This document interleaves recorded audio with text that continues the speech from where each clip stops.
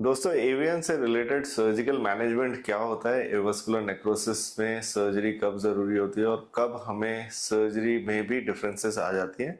सबसे पहले जानते हैं कि एवियन स्टेज 2 का जो ट्रीटमेंट है वो क्या होता है। स्टेज 2 को हम दो पार्ट में डिवाइड करते हैं, स्टेज 2 ए एंड बी। दोनों में डिफरेंस यही है कि स्टेज 2 ए जो है वो कम्प्लीटली एमआरआई पे डायग्नोसिस होता है। स्टेज 2 बी आते आते एक्सरेज पे भी चेंजेस दिखने लगते हैं। अगर अच्छी क्वालिटी का एक्सरे हो तो आपको एवियन के चेंजेस एक्सरे पे भी दिखने लग जाएंगे।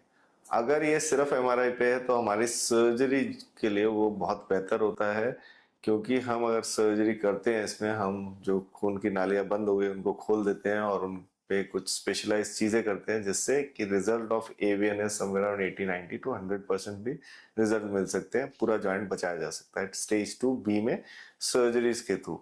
स्टेज 2 बी में उसी में जब आपके एक्सरे में चेंजेस दिखाई देने लगते हैं बट कोलैप्स नहीं हुआ है, इन केसेस में देखा गया है कि यही रिजल्ट जो आपका 80-90-100% स्टेज 2 ए में था, स्टेज 2 बी पहुंचते पहुंचते ये करीब करीब 30 से 40% या 50% रह जाता है। सक्सेस रेट उन्हीं सर्जरीज का डिफरेंट हो जाता है। बट इसमें साथ में मेडिकल मैनेजमेंट, मतलब कि मेडिकल मैनेजमेंट का मतलब है कुछ दवाइयां ऐसी जिनसे कि बोन की ग्रोथ बढ़े और बोन की डिस्ट्रक्शन एक्टिविटी को रोका जा सके, ये बहुत जरूरी है।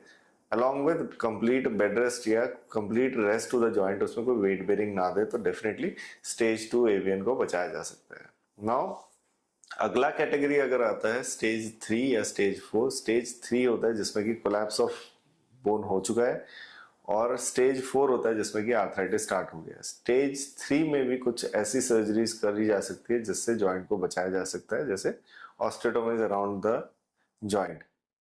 बट अगर मैं उनके साथ कंपैरिजन में देखता हूं कि जॉइंट रिप्लेसमेंट्स का कितना फर्क पड़ता है, तो स्टेज 3 एंड 4 में दोनों में ही जो है जॉइंट रिप्लेसमेंट इक्वली इफेक्टिव होती है, और जॉइंट रिप्लेसमेंट की जगह जॉइंट प्रिजर्वेशन सर्जरी ऑस्टेटोमीज स्टेज 3 में करी जा सकती है। दोस्तों अगर आपको जानना है इसके बारे में तो देखते रहिए मेरे अगले वीडियोस, जिनमें मैं एवियन के बारे में और भी बहुत कुछ बताने वाला हूँ।